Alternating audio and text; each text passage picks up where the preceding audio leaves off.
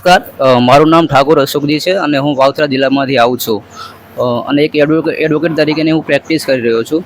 તો સાહેબના જે યુટ્યુબમાં જે ચેનલ છે રમણીકભાઈ કોટડિયા નામની જે ચેનલ છે, એ ચેનલના માધ્યમથી સાહેબના જે વિડીયો જોતાં એમનો વોટ્સઅપ નંબર મળ્યો અને વોટ્સઅપ નંબરના માધ્યમથી સાહેબનો સંપર્ક કર્યો અને વિડીયોના માધ્યમથી જોયું તો સાહેબ રાજકોટમાં તાલીમ કેમ્પ પણ ચાલવે છે.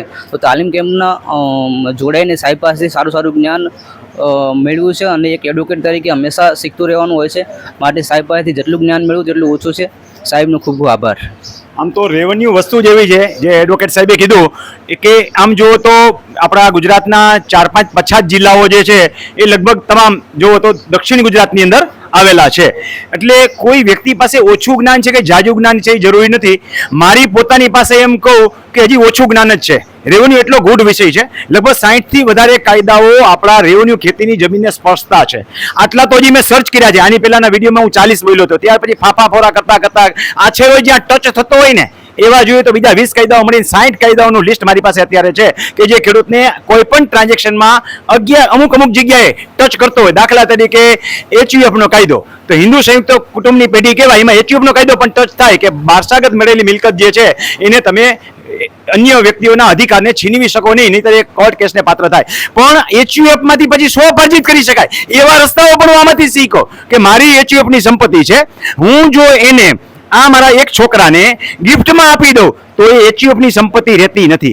એવી જ રીતે વિલ દ્વારા હું આપી દઉં તો એક પેઢી સુધી HUF ની સંપત્તિ રહેતી નથી. આવું અનેક જ્ઞાન લગભગ 60 કાયદાઓ ફંપોરો ત્યારે ખેડૂતના આ રિલેટેડ છે. એટલે સાહેબે જે કીધું ને કે મારી પાસે ઓછું જ્ઞાન છે, ઓછું જ્ઞાન એની પાસે નહીં, મારી પાસે પણ ઓછું છે એમ કહો. રેવન્યુમાં કોઈ માસ્ટર છે એવું કહી શકાય નહીં.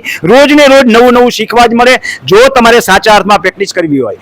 કોઈ પણ એડવોકેટો માટે કહું છું તો સતત જુદા કાયદાઓનો અભ્યાસ કરતો રહેવો જોઈએ, જુદા કેસનો અભ્યાસ કરતો રહેવો જોઈએ, જુદા હારેલા કેસનો સ્ટડી કરવો જોઈએ, જીતેલા કેસનો નહીં, હારેલા કેસનો સ્ટડી કરવો જોઈએ. અને એમાંથી શા માટે એ આપણે હારી ગયા છીએ કેસ, તો આવનારા બીજા કેસો આપણે જીતી શકીએ. આમાં બધા મોટાભાગના ખેડૂતો સાંભળે છે તો એમને પણ એ કહેવાનું કે તમારે કેસ સ્ટડી નથી કરવા. તમે માત્ર યુટ્યુબમાં જઈને મારા ટૂંકા જવાબ સાંભળી લેશો ને તો ઘણા બધા જવાબ આવી જશે. ઘણા બધા વિડીયોની અંદર મેં જોયેલું છે કે 30 મિનિટ કે 45 મિનિટનો વિડીયો હોય, આખો સાંભળી લો ને તો 3 મિનિટનું યાદ ન રહે. અને હું કીધું એ ઓલો આખા ભગત કેમ આંધળો સસરો ને ફરગટ વહુ કથા સાંભળવા ચાલ્યું સૌ, કીધું કાંઈ ને સમજ્યું કાંઈ, આંખનું કાજળ ગાલે ઘસ્યું. આના જેવું થાય. એના કરતાં શોર્ટ એન્ડ સ્વીટ 2 થી 3 મિનિટમાં કહી દો તો એ વસ્તુ સરળતાથી ગળે ઉતરી જાય. ને આના માટે હારો એવો પરસેવો પાડવો પડે. એટલો પરસેવો પાડીએ ને ત્યારે 30 મિનિટનું કામ તમે કોઈકને 3 મિનિટમાં સમજાવી શકો. બાકી